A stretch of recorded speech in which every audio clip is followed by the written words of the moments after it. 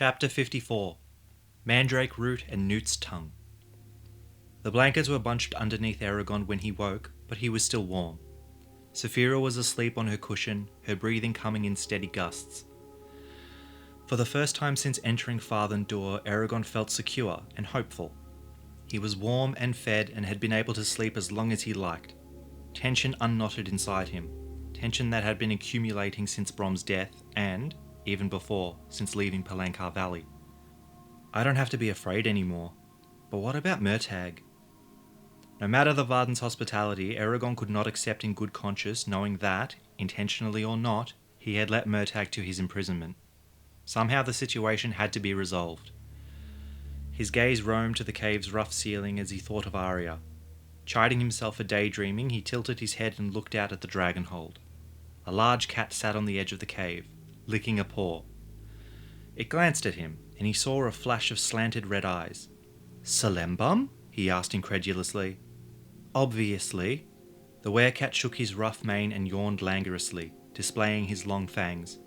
He stretched, then jumped out of the cave, landing with a solid thump on Usidar Mithrim, 20 feet below. "Coming?" Eragon looked at Saphira. She was awake now, watching him motionlessly. "Go, I will be fine," she murmured. Salembum was waiting for him under the arch that led to the rest of Trondheim.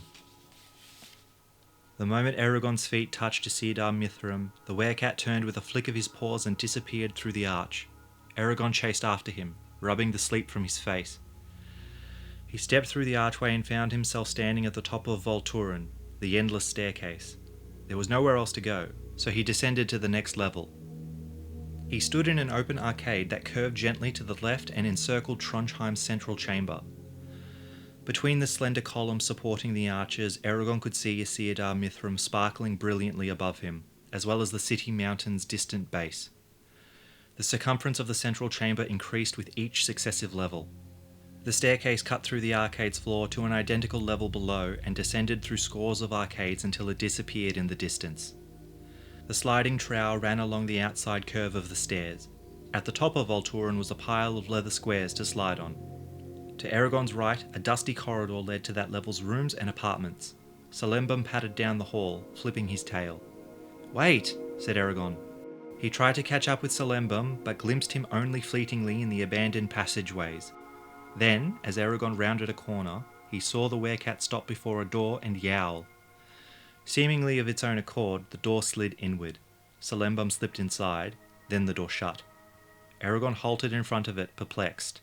He raised his hand to knock, but before he did, the door opened once more, and warm light spilled out. After a moment's indecision, he stepped inside.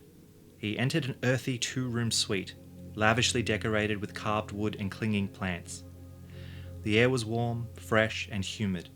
Bright lanterns hung on the walls and from the low ceiling.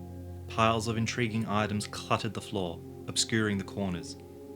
A large four-poster bed, curtained by even more plants, was in the far room.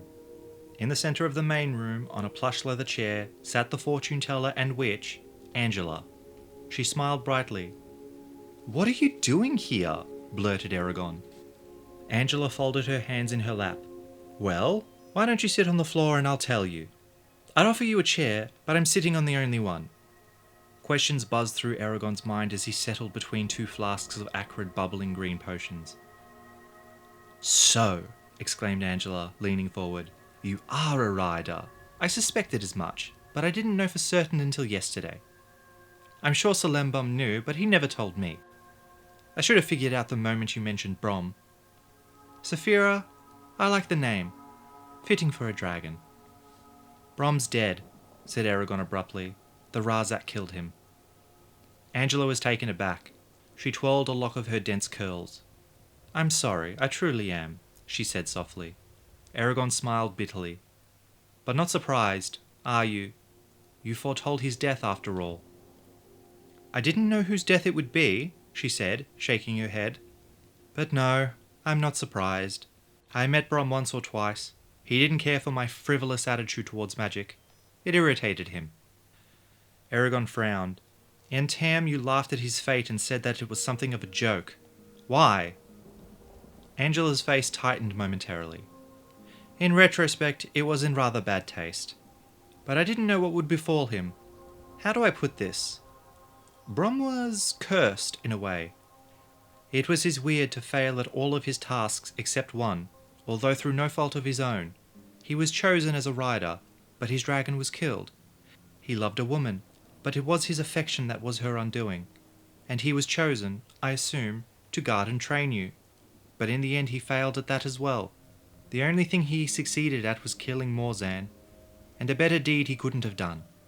Brom never mentioned a woman to me, retorted Eragon. Angela shrugged carelessly. I heard it from one who couldn't have lied. But enough of this talk. Life goes on, and we should not trouble the dead with our worries. She scooped a pile of reeds from the floor and deftly started plaiting them together, closing the subject to discussion. Eragon hesitated, then gave in. All right, so why are you in Trondheim instead of Tiem? Ah, at last an interesting question, said Angela. After hearing Brom's name again during your visit, I sensed a return of the past in Allegasia. People were whispering that the Empire was hunting a rider. I knew then that the Varden's dragon egg must have hatched, so I closed my shop and set out to learn more. You knew about the egg? Of course I did. I'm not an idiot. I've been around much longer than you would believe. Very little happens that I don't know about. She paused and concentrated on her weaving. Anyway, I knew I had to get to the Varden as fast as possible. I've been here for nearly a month now, though I really don't care for this place. It's far too musty for my taste. And everyone in Farthendor is so serious and noble. They're probably all doomed to tragic deaths anyway. She gave a long sigh, a mocking expression on her face. And the dwarves are just a superstitious bunch of ninnies content to hammer rocks all their lives. The only redeeming aspect of this place is all the mushrooms and fungi that grow inside Farthendur. Then why stay? Asked Eragon, smiling. Because I like to be wherever important events are occurring, said Angela, cocking her head. Besides, if I had stayed in Tiem, Salembum would have left without me, and I enjoy his company. But tell me, what adventures have befallen you since we last talked? For the next hour, Eragon summarized his experiences of the last 2.5 months. Angela listened quietly, but when he mentioned Murtag's name, she sputtered. Murtag? Eragon nodded. He told me who he is. But let me finish my story before you make any judgments. He continued with his tale. When it was complete, Angela leaned back in her chair thoughtfully, her reeds forgotten. Without warning, Salembum jumped out of a hiding place and landed in her lap. He curled up, eyeing Eragon haughtily. Angela petted the werecat. Fascinating. Galbatorix allied with the Urgals, and Murtag finally out in the open. I'd warn you to be careful with Murtag, but you're obviously aware of the danger. Murtag has been a steadfast friend and an unwavering ally, said Eragon firmly. All the same, be careful. Angela paused, then said distastefully, and then there's the matter of this shade, Durza.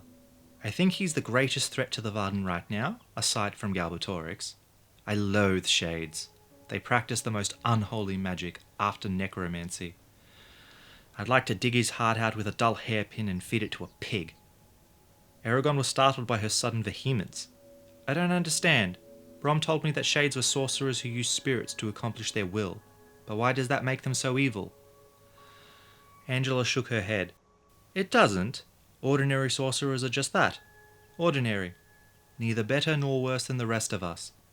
They use their magical strength to control spirits and the spirits' powers. Shades, however, relinquish that control in search for greater power and allow their bodies to be controlled by spirits.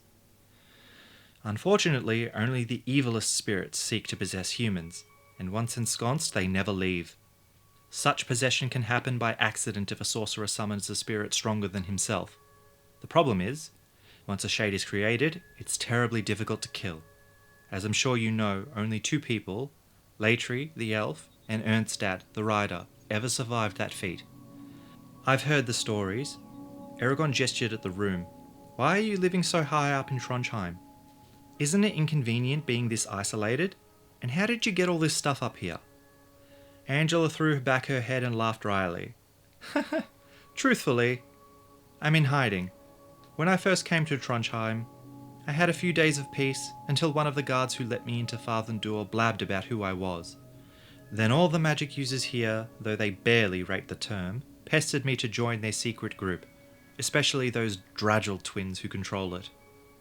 Finally, I threatened to turn the lot of them into toads. Excuse me, frogs.